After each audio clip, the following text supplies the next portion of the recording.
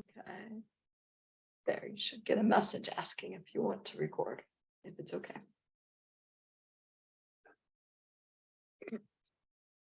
Hi, everyone. Good afternoon. I'm Hee Kim, professor at Southern Oregon University, and I feel so grateful to be here to talk about my love of trees. And I'm learning so much more about trees and forests and all the ecosystems behind. So this is just a beginning point for me to really expand my understanding and much deeper and mysterious ways of knowing the hidden life of trees. So we'll do a little introduction for the record. So Andrea, would you want to go next? Andrea Laupstein. I'm here in Carrollton, Georgia, and we are running a small kind of more homeschool support program, holistic nature-based program. Camden's along here too. Yeah, I'm Camden Mansell, and I'm helping to run the program with Andrea, and I'm also a therapist in the area as well. What kind of therapy are you doing, Camden? Yes, I'm going into the schools and meeting with students right in the public schools. So today I went to 4 different public schools in the area. It's very exciting. But are you talking about connections to nature or other things? You know, just like talk therapy. Huh? Yeah. Cool. And Robin? Oh, yeah. So I'm Robin, and I'm also an instructor at Southern Oregon University, and I love coming to these holistic education discussions. They're always so interesting. Let's see, I'll pass the plate to Viola. Yeah. Hi, Robin and everyone. I know everyone except Paul. Well, I taught at SOU in the Spanish department for like 23, 25 years. And pardon me. And I love teaching, but I'm retired now and I've got arthritis and I can't go out, and I've got medical issues anyway. So I'm not going to be able to go out and hug my trees. I mean, I have trees everywhere all around. I have a little secret garden and stuff. And it's raining, or it's supposed to snow here at midnight. So the weather is not very happy today. I run a holistic resource center for teachers of earth science. And that's what I do during my retirement. I just look for resources and share them with the teachers. I use Thomas Berry and Friedrich Capra as the main source of my information. And anything else that has to do with holistic education, I really believe in education reform. Kind of like Montessori, but not necessarily Montessori. Anyway, that's what I'm doing. So, thank you. Lovely, thank you. And Paul? Hi, everyone. Paul Friedman. I live in Paradise here on Orks Island in the North Puget Sound. I have been learning about holistic education for 20 years. I've been learning about trees for much longer. Trees have been so important in my life, and although I have COVID right now and I'm not feeling my best, the combination of my friend Young Hee and exploration into trees and what they have to teach us was too good to pass up. So it's an honor to be here. I'm a school founder. I have a little school I started 20 plus years ago, 23 years ago, and where I still serve as director, called Salmonberry School. And I currently am one of the co-editors for the Holistic Education Review. I'm also a doctoral student at Fielding Graduate University, where I'm working closely with my mentor, Four Arrows, who some of you know. And also I teach on the faculty of the Institute for Educational Studies, which Viola is very closely associated curriculum-wise with the work of Thomas Berry, Fritjof Capra, and Montessori. And later we can talk if you'd like to explore further what they're doing over there. It's really a amazing program. Thank you. Thank you. I get to learn a little bit more of you each time I hear. So it's so great to get refreshed with what you're doing, and all of you. Thank you for being here this time. I feel really humbled to share a little bit of my passion of trees, because you're all love of trees, and you're all so understanding the nature that freely give us everything. So I will just to share a little bit of what I prepared. So I am thinking that maybe we Andrea and Camden, do you think that you could go outside for a couple of minutes to just get some fresh air a little bit? Okay, and then Robin. So we'll do just alternative, and I'll play a little bit of meditative music while Viola and Paul stay inside and imagine and to be part of the tree outside. So as you could have read, you have read probably the description. I wanted to get in touch more with the trees and reconnect with the trees in our everyday life. So again, trees have been on Earth for millions of years and have been our huge part, and even pre-human history. And it's a source of nurture and wisdom on this planet. So just being out there in the beauty and the vast presence of trees give us so much soulful refreshment, and just this I feel very alive to be closer and stay longer as much as possible with the trees and in the trees. And here in Southern Oregon, Lithia Park is one of the huge places that we have easy access to. It's like about 10 minutes of driving from my house, and probably Robin too, in your new house is still like within 10-15 minutes of drive, and it's a huge forest. So I go there very often to be there. And as we all know that how trees and forests are deeply interconnected in our lives and provide us so much and everything, not just the oxygen in the air, which is a huge part, and then all the medicines of the fruits and the leaves and roots, nutritious food, the green infrastructure of the whole holding the earth, and the not only the trunks of what people are looking for, but every part of the tree is the part of the whole.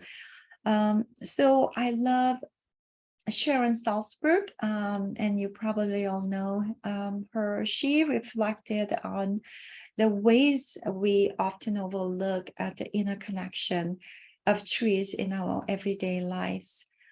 She says, if we look at the tree, there's a level of reality in which we just see a tree, the alone, usually standing tall, and maybe it looks like not connected, but then there's another level of a reality, seeing a network of relationship and all the influence and connection that is also true.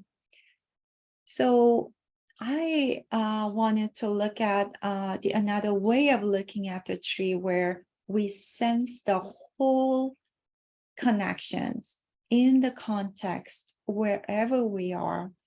We sense the soil, the water, wind, rainfalls, sunlight, moonlight, the quality of air, and the shelter and the space for children, animals, and everything that the tree provide us.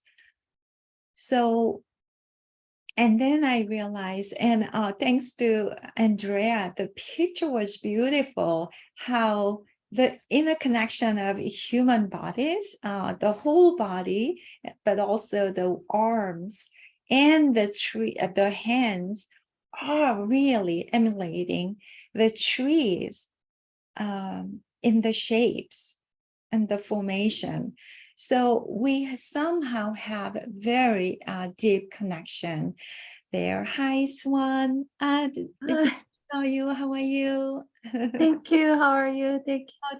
Thanks Sorry for for late. Thank you. So we just began a little bit of introduction of Okay. ourselves, and also the kind of overview of my talk. Does everyone know Swan? Or Swan, would you like to introduce yourself? And you don't. Sorry. Yeah, my name is Swan. I live in Seoul. So, sorry that I will be with my baby today. So yeah, I will be just watching you guys and listening to it. Yeah. This is my baby. She's 2 years old. Say hi. Hi. Thank you. Thank you.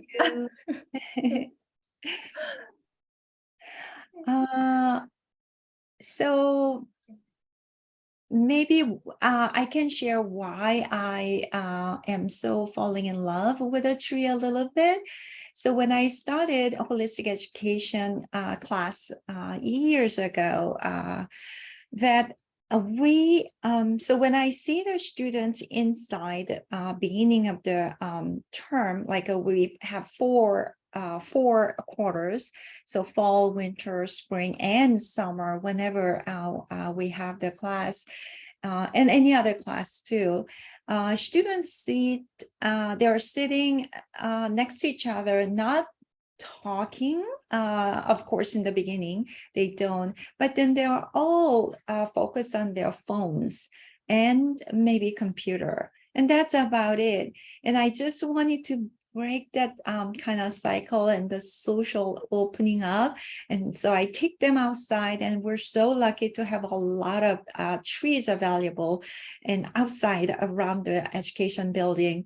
So it kind of became my routine of my teaching in the beginning. Whether or not we have a rain or shine, but also a lot of time or a little time to go outside, I still dare to go outside. And I see the changes happening, the students, the emotions, and they're social. And I read also that how humans and children are able to focus better actually being outside rather than inside. There's that openness and in a welcoming atmosphere that's just naturally creating when we are outside to open up ourselves too. So I torture my students in the beginning that very awkward and weird ask. So as we stretch a little bit and move our bodies, and I ask them to look around, and if they see a tree that they feel like they're connecting from their heart, like with curiosity and interest, and go to the tree and stand in front of the tree, look at the tree, and even talk to the tree and hug the tree and love the tree. So of course, that's so just bizarre. And there are other students swing by, and students are just looking at their trees. It's like a, so kind of a weird scene. But then it becomes very natural very soon, that they love doing it. And sometimes when I forget, they want to go outside to look at the tree, and oh, Young-hee, I'm sorry, I have to go outside, hug my tree, and I'll be right back. So it's a kind of new joke around us. Like when they need some kind of break, then they kind of give a good excuse to hug the trees. So that's how we began, and it's been over 10 years that I'm directly trying to connect with the trees to begin to bring in our senses of ourselves and connected in a largeness in nature, and then we come out with the best selves, and as I noticed more and more. And so I wonder if we could take just a couple of minutes. I know, what's his name? The other day, he said that at least 3 minutes we can have at the meditative moment, and in the deeper and quiet kind of connection with our mind and the things that we are just in awe. So if we could take a couple of minutes to go outside for us to get some fresh air and check on anything that are coming to you to capture your eyes and heart. And Paul and Viola and Swan, if you want to stay, and I will just maybe turn this on, the music. Now we'll be back in 2 minutes. I probably, sorry, share the screen. Oh, I cannot share the screen. So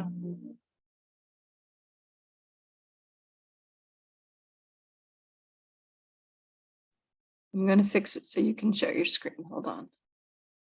All participants. Okay. I'm going to set my alarm. Should I set it for 2 or 3 minutes? Because otherwise I'll get lost in being with the trees. So come back in 2 or 3 minutes.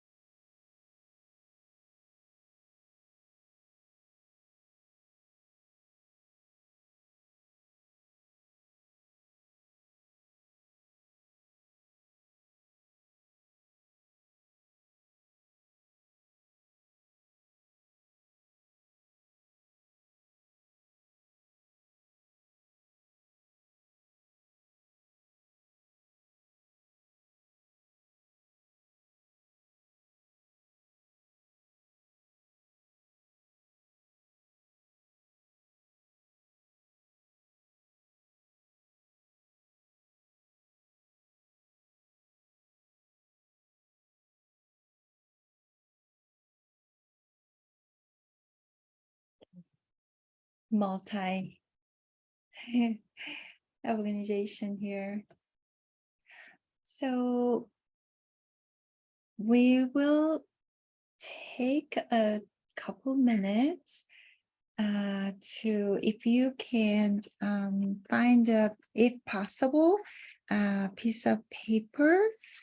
And if not, you can just imagine, use your imagination to draw your tree in a piece of paper. Whichever tree, the tree that you just saw outside, or your favorite tree from early childhood, or somewhere you can remember. Bring the tree image from your visual memory to draw a tree, and just a couple of minutes.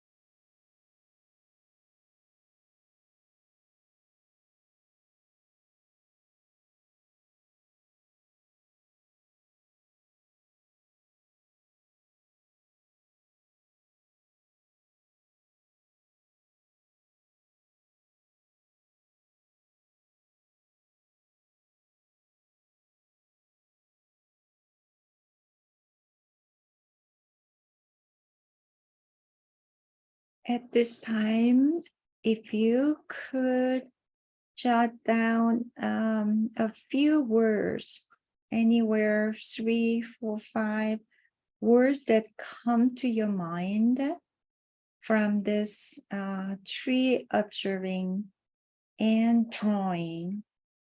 How do you feel? What image or what words come to your mind? So write those words right next to the tree drawing.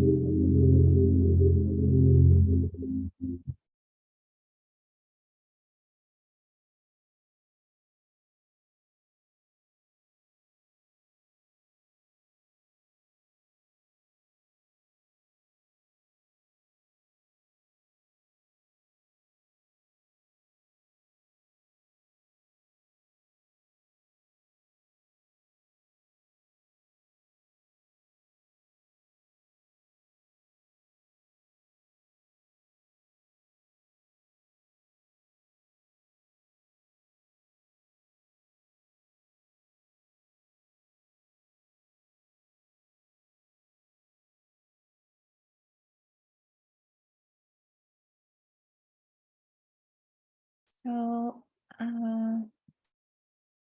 obviously I take a much longer time to do this, but just at this time, I wonder how you're feeling through your connection with a tree, and maybe some feelings that or thoughts that came to your mind. So we'll do a little sharing, and then after that I will just go over some of the PowerPoint slides that I prepared to share with you. So I'll go first.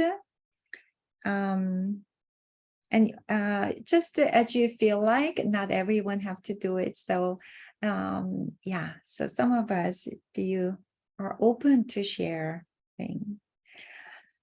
When I went outside, I noticed, I think I was out there for 1.5 minutes, and I saw the tree that I always see in and out of my garage. But that tree looks much taller to me. It's a dogwood tree, and it's been probably 16, 17 years growing and standing in front of my house. And so it looks still very bare, a lot of branches and very tall.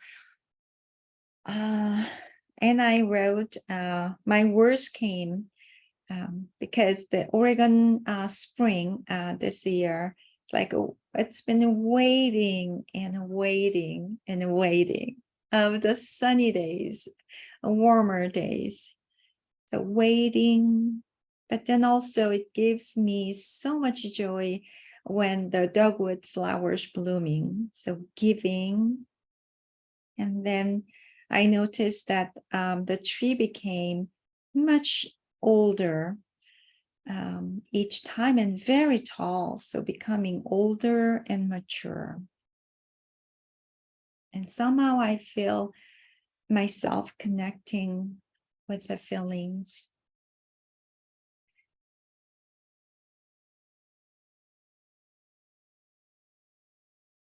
Does anyone want to share? Robin?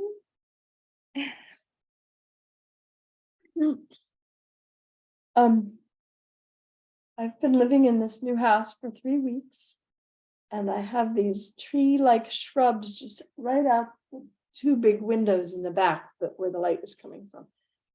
And so I went out, and it's raining right now here where I am, but I went under the shrubs and reached out, and the little branches are only about that big around.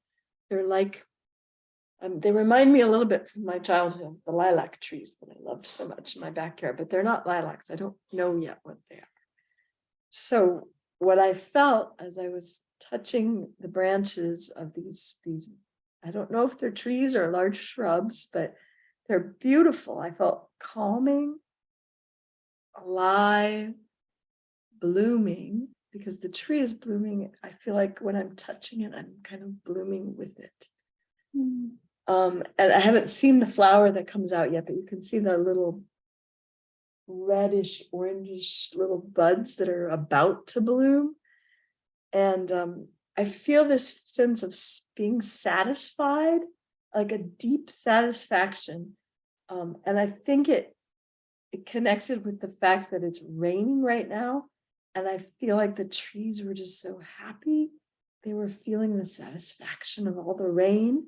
And when I touch them, I feel satisfied with them, with the leaves and the branches and things. And then I also wrote curious to learn, because it's my first few weeks here, and I don't know what the seasons will do with my tree and how my tree will change yet. So thank you for letting me share.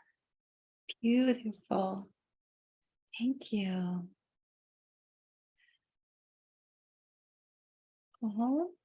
Yeah, I didn't go outside, but I am surrounded by trees. And as I look out these French doors that are open to a balcony, in the foreground is a Korean maple that, like a Japanese maple, but a little bigger, that we planted 20 years ago, and right on the side of the house, and has grown larger than the little tag said it ever should.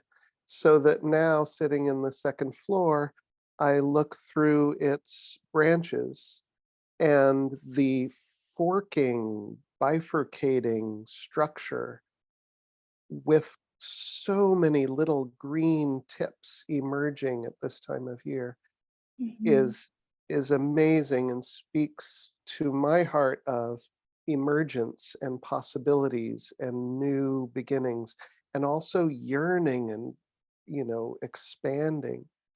Just behind this Korean maple in our small fruit orchard is a plum tree, which also has grown beyond my plans. And it's covered in fully exploding white blossoms so that it looks like it's covered in snow. And that's just behind the Korean maple. So I'm seeing these blossoms and thinking about how every one of those flowers has the potential to emerge into a ripened fruit, which likely will be eaten by the raccoons, but again is amazing to me in its just fullness and robustness and the full life that it's expressing. And in the background behind the plum are a forest full of fir trees, and they speak to me of just solidity and the solidness of the trunks and the always greenness of their foliage, and it speaks to me of eternity, and I'll stop. Thank you, Paul. It's amazing. It's so beautiful to hear. As you describe, I think we were able to imagine as if we're like sitting next to you and looking out the window, and then all the blooms and the power of life that we get to notice. Because when we gave time, then there's like we're receiving a lot more. Oh, that's so beautiful, Paul. Thank you. Andrea and Kim. Oh, Viola. Oh, that's okay. Well, something happened when I was drawing this tree.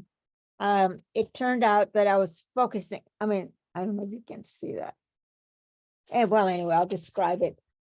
I caught myself really focusing on the roots.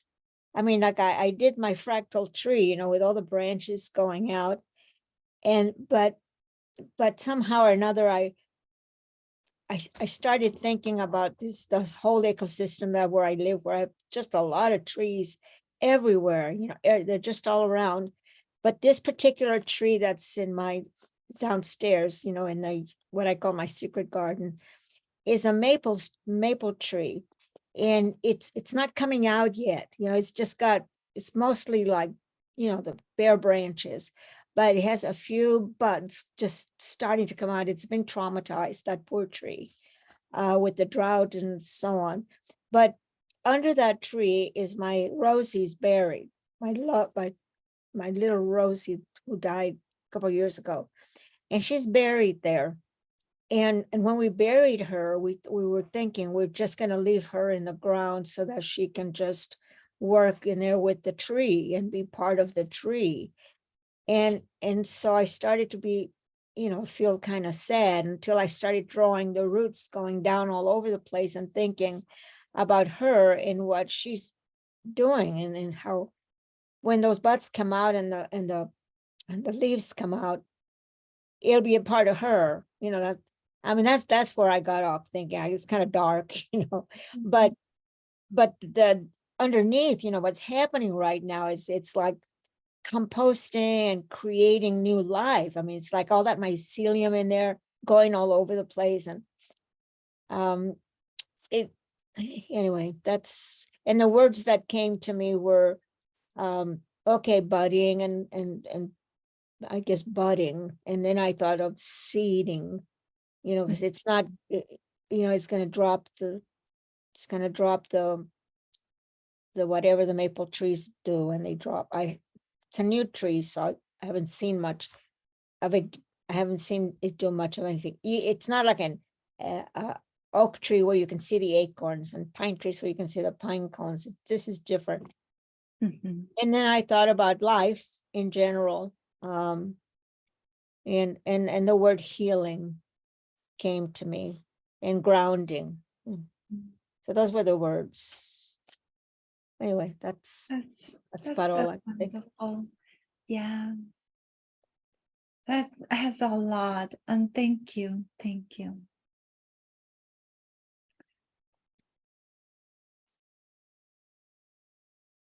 I feel the cycle of life, and also your Rosie, how the rebirth in different forms could be possible. And we have to believe in that.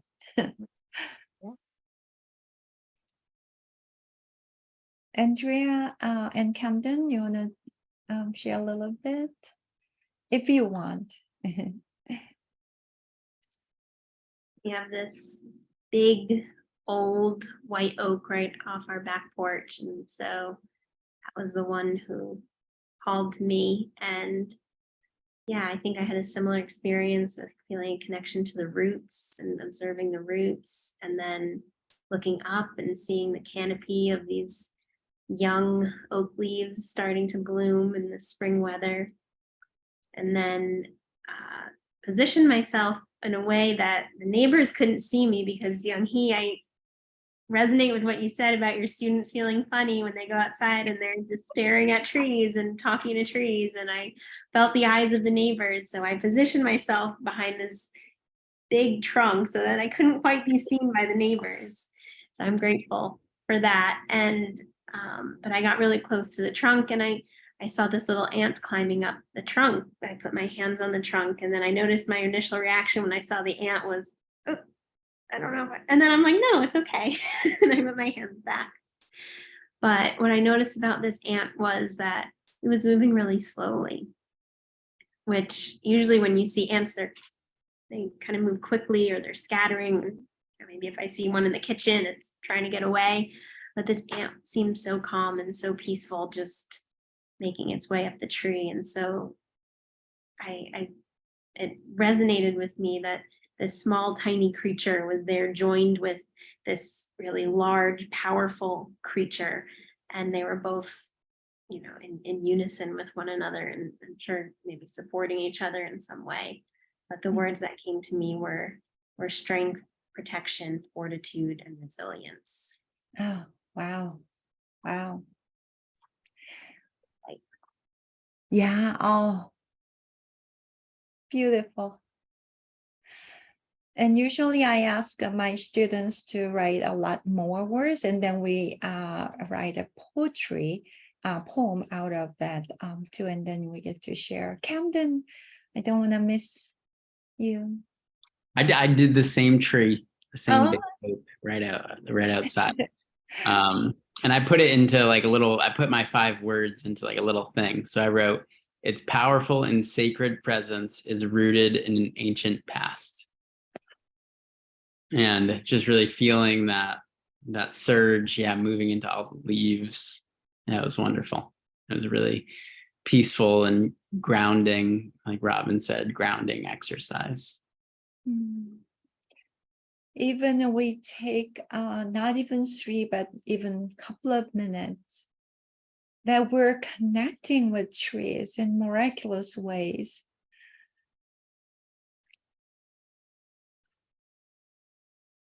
So I want to share a little bit of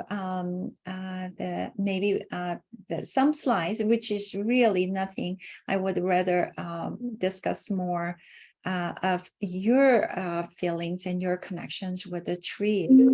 Oops, sorry.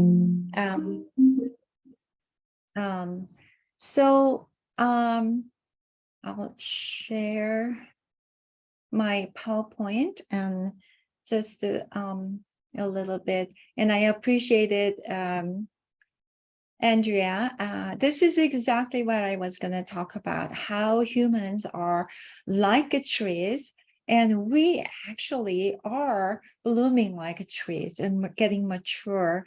And there's a much, much deeper connection when we take time to give. And then we always do. We know that we receive a lot more.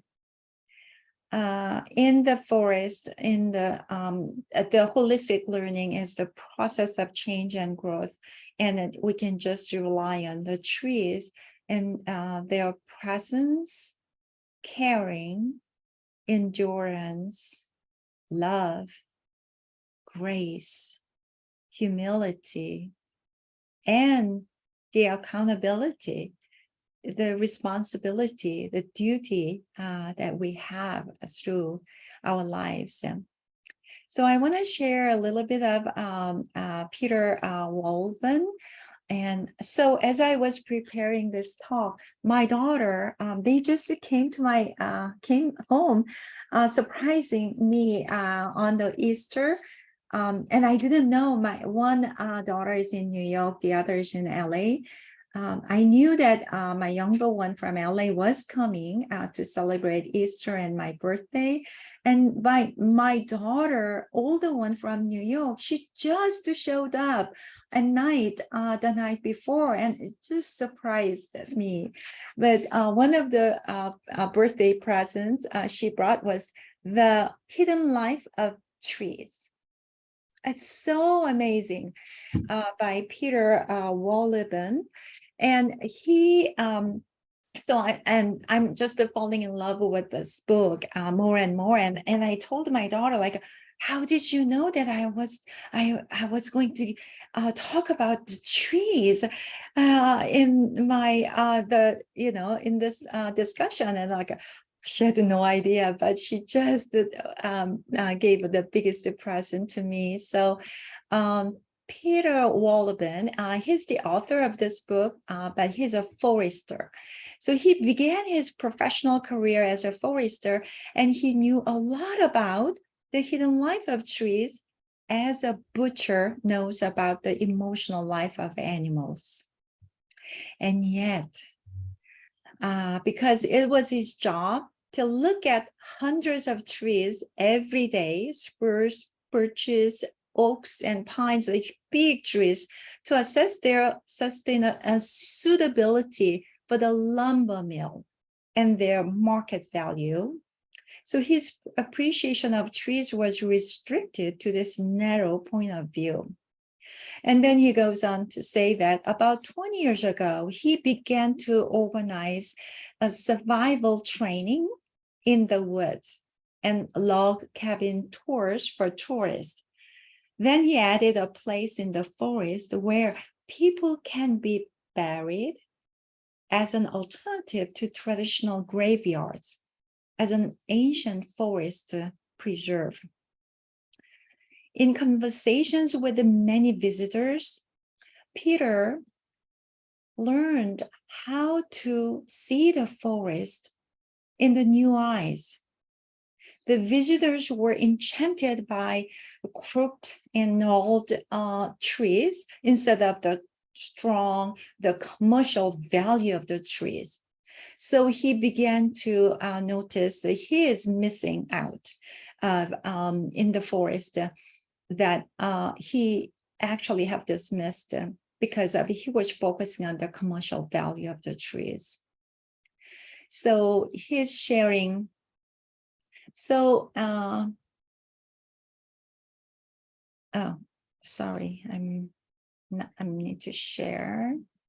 So he shares that I learned to pay attention more than just the quality of the tree's trunk. I began to notice bizarre root shapes, peculiar growth patterns, and mossy cushions on bark. Suddenly, I was aware of countless wonders I could hardly explain, even to myself.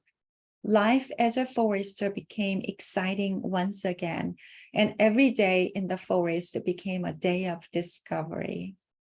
So he's transforming himself, and I have several slides that I just will go over.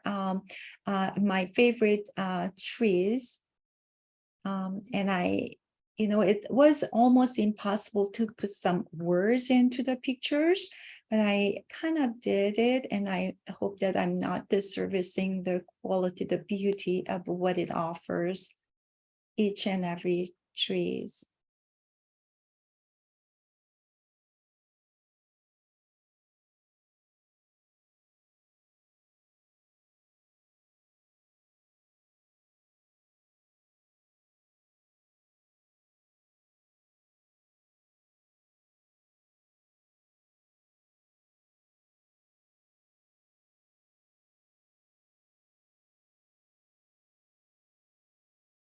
I hope these images bring you some connections and deeper truth.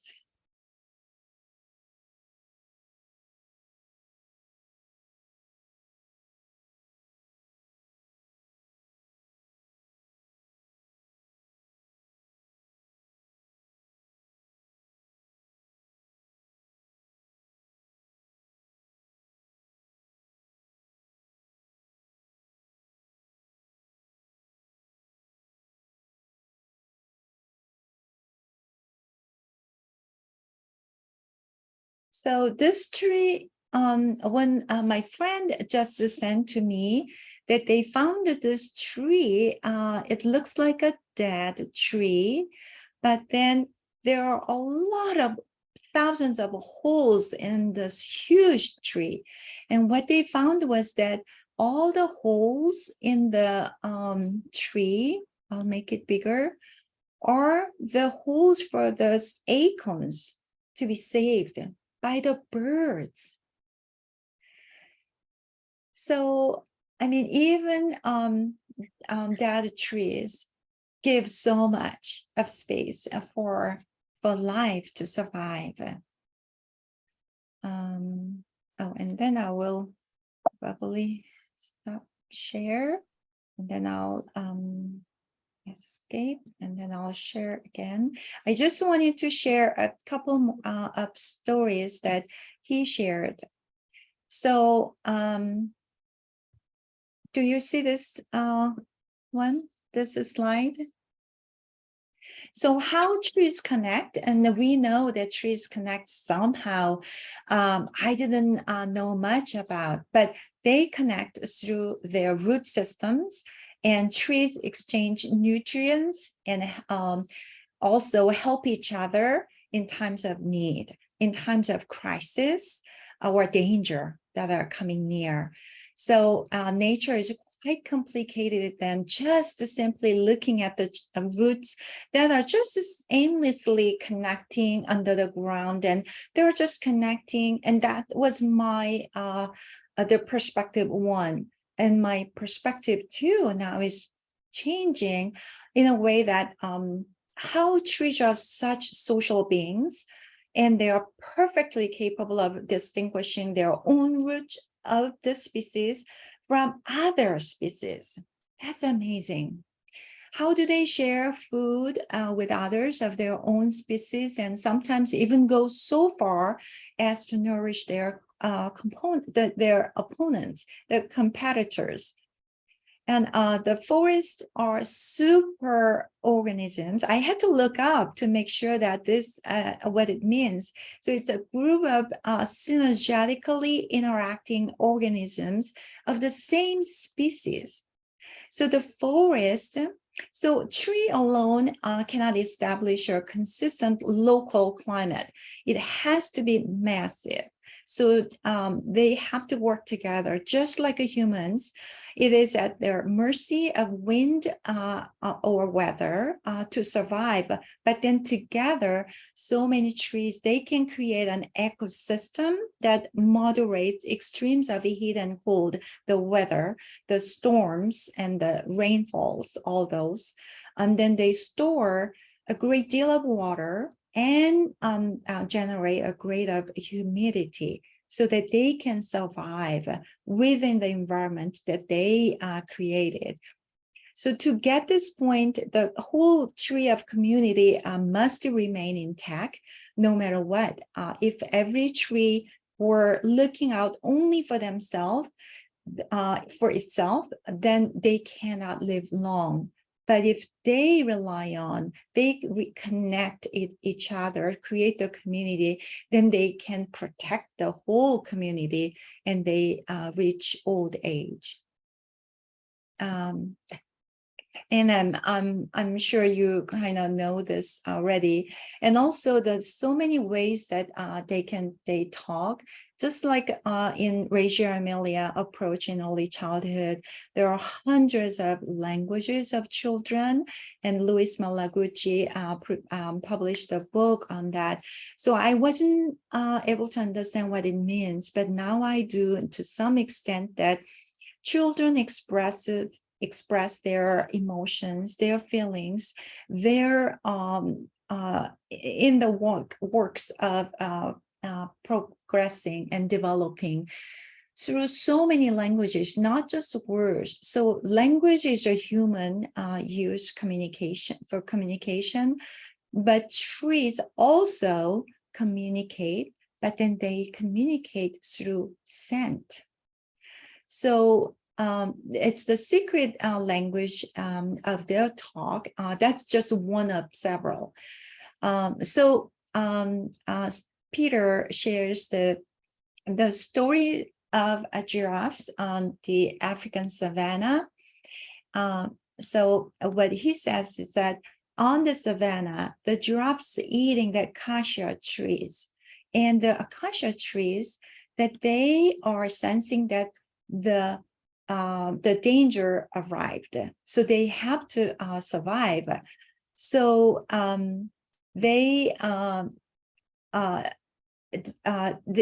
so the acacia trees that are being eaten gave off a warning gas that signaled to neighboring trees of the same species that a crisis was at hand.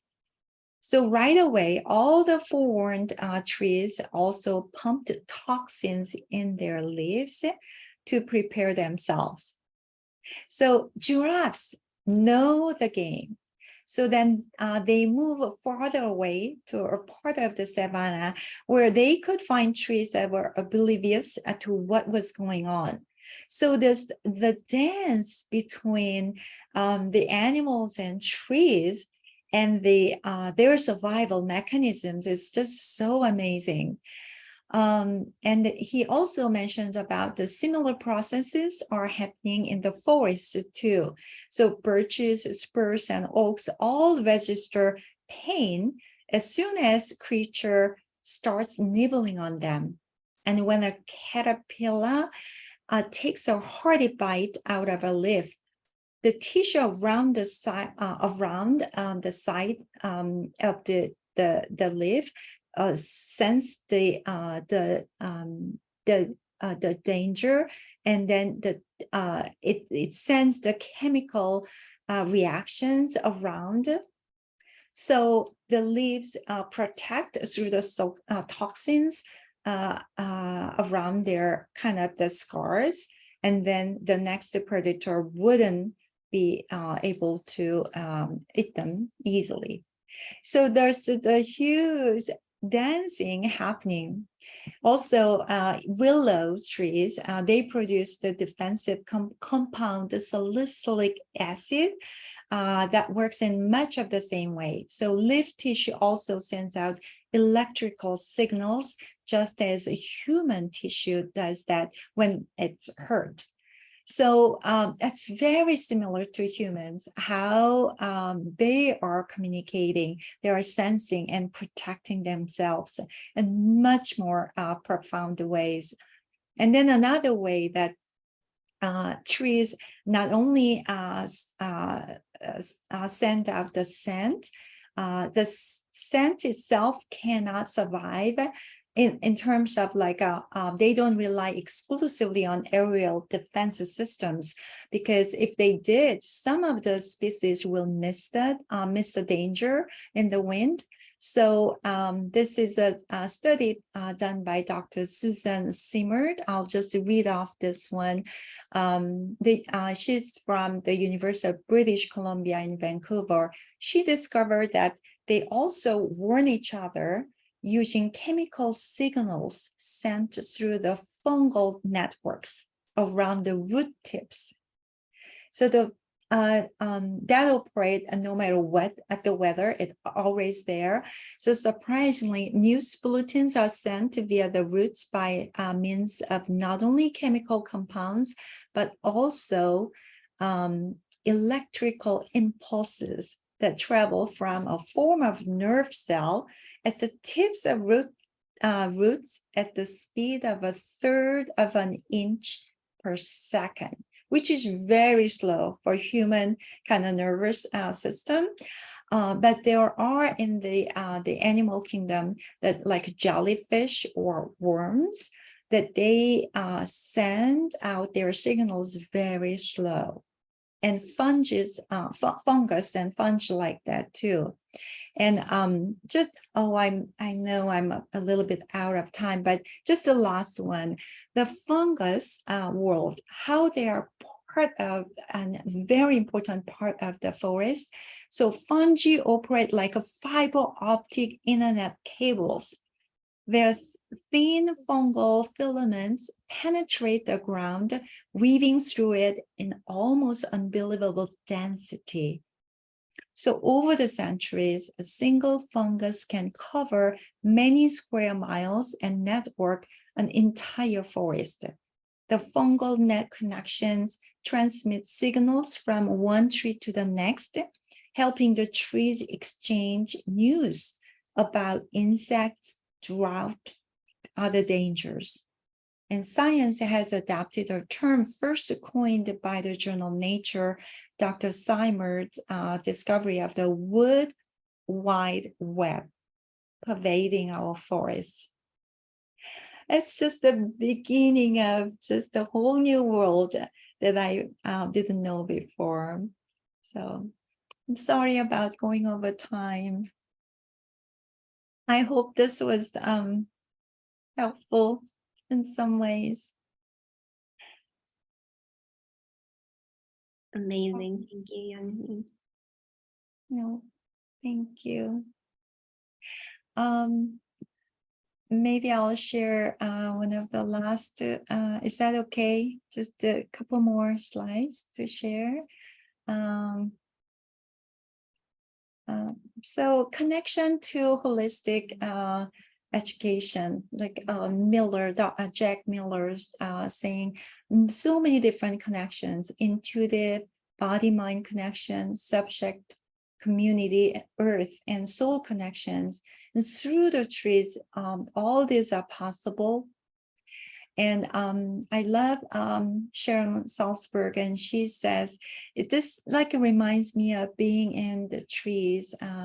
So the loving kindness of the trees, it helps us to sleep better and wake up easily, and especially like a Paul, when you are sick, like just this loving kind of meditation helps. And you will always have pleasant dreams. People and animals will love you. Your face will be radiant. Your mind will be serene, and you will die unconfused. It's a little ending. That's wonderful. I hope you feel better, Paul, soon. And Robin, too, for you, Viola. The trees are here in our body and through our body and arms and hands. And if we had the time, I was going to draw the hand, all the wrinkles that we have in our hands. And this all the lines represent like trees. And we are connected with all these visible, invisible lines. So yeah, I'll just end there, and the rest, your imagination. Thank you so much. Thank you so much. May we all go outside and spend more time with trees. Thank you for that invitation to do so. Very, very much appreciated. I'm gonna stop the recording, but I have something else to say after I finish when I stop. And